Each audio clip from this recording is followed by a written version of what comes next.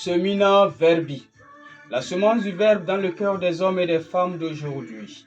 Homélie de la nuit de Noël par l'abbé Christophe Larré, prêtre du clergé diocésain de Dapong au Togo. La première lecture est tirée du livre du prophète Isaïe au chapitre 9, versets 1 à 6, le psaume 95, l'épître de saint Paul à Tite au chapitre 2, versets 11 à 14, et l'évangile selon saint Luc au chapitre 2, versets 1 à 14. Oui, un enfant nous est né, un fils nous a été donné. Bien-aimés du Seigneur, contrairement au futur employé dans les textes du 4e dimanche de l'Avent, où le prophète Michée parlait du jour où enfantera celle qui doit enfanter, les textes de cette nuit nous parlent d'un présent, d'une réalisation qui est faite. Oui, en effet, dit l'évangile de ce jour, un enfant nous est né, un fils nous a été donné.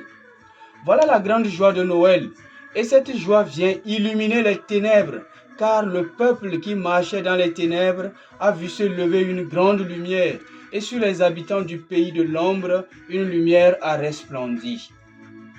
Fin de citation. Le prophète Isaïe annonçait jadis au peuple de Dieu les temps messianiques pour sa rédemption après le temps d'exil. Les temps nouveaux sont annoncés pendant le temps de l'Avent et se réalisent en cette nuit par la naissance de Jésus-Christ. Une joie que l'ange annonce aux bergers qui étaient aux environs. Ne craignez pas, dit l'ange, car voici que je vous annonce une bonne nouvelle qui sera une grande joie pour tout le peuple. Aujourd'hui, dans la ville de David, oui, aujourd'hui, dans la ville de David, vous est né un sauveur qui est le Christ, le Seigneur. La bonne nouvelle provoque de la joie qui se communique. Aujourd'hui nous est né un sauveur, c'est le Messie, le Seigneur. Oui, en fait, cet enfant porte des noms promoteurs qui expriment l'identité divine. Il s'agit du merveilleux conseiller, Dieu fort, Père à jamais, Prince de la paix. Il ne s'agit pas ici que de noms prometteurs, mais bien plus une présence parmi nous, l'Emmanuel, Dieu avec nous. De ces noms, il y a la rassurante preuve que Dieu a vraiment visité l'homme. Le merveilleux conseiller attribué au Christ évoque ici le bon discernement du Christ dans sa mission, car, disent les prophéties, il saura distinguer le bien du mal et rejeter le péché.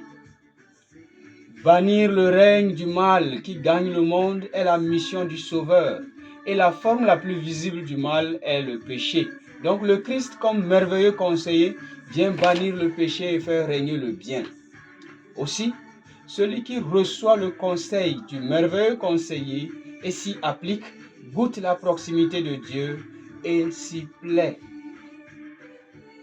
Dieu fort semble un pléonasme dans les termes, puisque Dieu ne peut être que fort, mais ce doublé d'attributs révèle une insistance sur la force de celui qui est né, tout en montrant également que le mystère de l'incarnation cache une réelle force, dans ce sens que le Tout-Puissant, le Très Fort, devienne un homme et surtout un enfant, une fragilité. La force qui transforme les ténèbres en grande lumière agit en cette nuit par la naissance d'un enfant. La toute-puissance de Dieu se manifeste non pas dans sa capacité à faire des démonstrations écrasantes, comme l'on espérait dans l'Ancien Testament, par des exclamations du genre « Ah, si tu déchirais les cieux et si tu descendais !» Mais elle se manifeste simplement par l'admirable échange où Dieu se fait homme, en naissant comme nous. Une irruption dans l'histoire des hommes à la manière des hommes et sous les traits physiques d'un homme. Voilà ce que fait notre Dieu, le Dieu fort. Père à jamais, il est Père à jamais, le Créateur devenu créé sous sa propre force, montre que sa paternité est éternelle. Dieu est Père et veut offrir à ses fils et filles de goûter de sa proximité. C'est pourquoi il vient dans le monde pour guérir et sauver le genre humain. Dieu se fait proche de l'homme afin de sauver tous les hommes sans exception. Saint Paul le souligne si bien dans la deuxième lecture. Bien-aimés, la grâce de Dieu s'est manifestée pour le salut de tous les hommes. Fin de citation, dit Saint Paul. Cette grâce faite chair et qui demeure parmi nous, nous apprend à renoncer à l'impiété et aux convoitises de ce monde et à vivre le temps présent de manière raisonnable avec justice et piété, selon que l'exprime l'apôtre Paul. Le prince de la paix. La grande attente du peuple d'Israël était bien évidemment la paix. Après de longues années de déportation et de soumission, de dominations étrangères, en cette nuit sainte, la foule immense des anges chante « Gloire à Dieu au plus haut des cieux et paix sur la terre aux hommes qu'il aime. » Fin de citation. C'est le merveilleux chant des anges que nous avons l'habitude de chanter tous les dimanches et jours de fête afin de célébrer la grandeur de notre Dieu. Le prince de la paix offre la quiétude à tous les hommes et c'est la raison de la musique des anges dans cette nuit. La raison pour laquelle la musique des anges rayonne en cette nuit. Bien-aimés du Seigneur, en cette nuit sainte donc, admirons les caractéristiques de la manifestation de Dieu. Admirons la condescendance de Dieu. Admirons la magnificence et l'humilité de Dieu. Malgré cette grandeur dont il fait montre, il s'est fait tout petit, humble, en épousant notre condition humaine. C'est cela même la condescendance. Dieu qui quitte sa transcendance et vient dans l'immanence. Un indice à imiter dans ce grand mystère de Noël, c'est bien évidemment l'humilité de Dieu. Regardez l'humilité de Dieu. De nos jours, dans le bruit de nos nuits, il est difficile de percevoir l'annonce joyeuse de la nativité. À la différence des bergers veilleurs dans la nuit pour surveiller les brebis. C'est dans ce calme que Dieu a visité son peuple. Sachons faire silence pour entrer dans le mystère de Noël. Dans cette nuit également, méditons sur le sens profond de la paix, puisque celui qui est né est prince de la paix. La paix dans le contexte actuel du monde consiste fortement à vouloir le bien-être de tous. S'il faut une définition de la paix, une vraie définition de la paix, il est évident que nous ne nous attarderons pas sur l'absence de guerre, mais plutôt sur la quiétude et sur la sérénité, aussi bien intérieure et extérieure.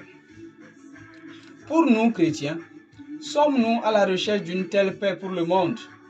On ne saurait le dire quand les guerres froides, les manipulations des populations, la paupérisation continue, l'indifférence devant la misère d'autrui.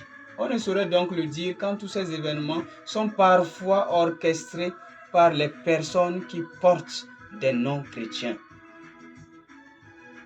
Il s'appelle Jean, il s'appelle Matthieu, il s'appelle Étienne. Et pourtant,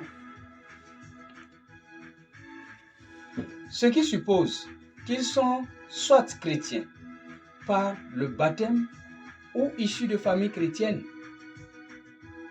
Mais pourtant, quelle paix recherche-t-on avec de tels agissements? Surtout devant l'indifférence des chrétiens, il est urgent de se poser la question, à savoir si vraiment le prince de la paix est né. Notre Sauveur Jésus-Christ, en portant le nom du prince de la paix, agit en conséquence dans sa vie terrestre en cherchant le bien de tous les hommes et surtout des plus pauvres. Voilà pourquoi Saint Paul affirme dans la deuxième lecture qu'il s'est donné pour nous afin de nous racheter de toutes nos fautes et de nous purifier pour faire de nous son peuple ardent à faire le bien. Un peuple ardent à faire le bien, qu'on fait la deuxième lecture de cette nuit. Que cette célébration de la joie, cette célébration de la grande joie de la naissance de Jésus notre Seigneur nous ouvre à plus d'actions pour la vraie paix dans le monde qui consiste à rendre meilleur le quotidien des hommes. Amen. And heaven and nature sing, and heaven and nature sing.